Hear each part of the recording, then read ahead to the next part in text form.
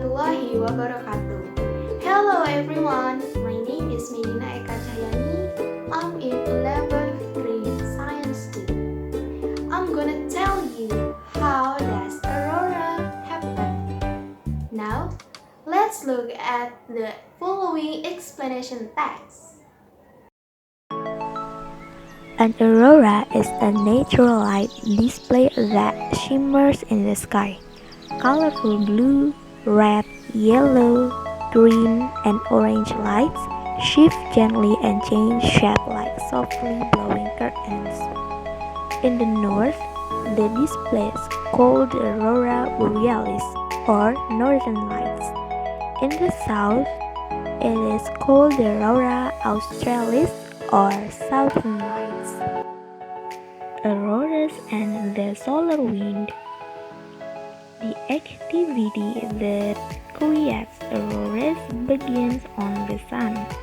The sun is a ball of superhot gases made up of electrically charged particles called ions. The ions, which continuously stream from the sun's surface, are called the solar wind. As solar wind approaches the Earth, it meets the Earth's magnetic field. Without this magnetic field protecting the planet, the solar wind would blow away Earth's fragile atmosphere, preventing life. Most of the solar wind is blocked by the magnetosphere. Some of the ions become briefly trapped in ring shape, holding areas around the planet.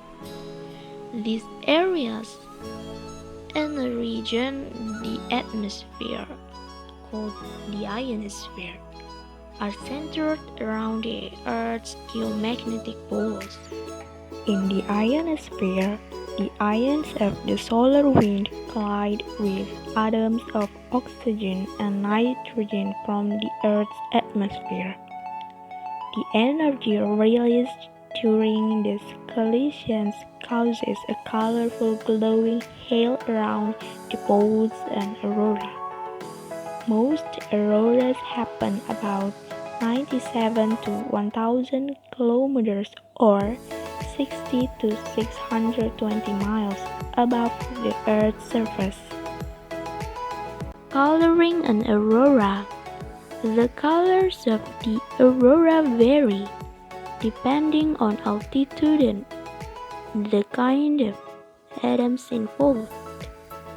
If ions strike oxygen atoms high in the atmosphere, the interaction produces a red glow.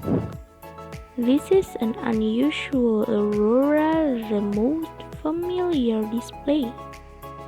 A green-yellow hue occurs as ions strike oxygen at lower altitudes.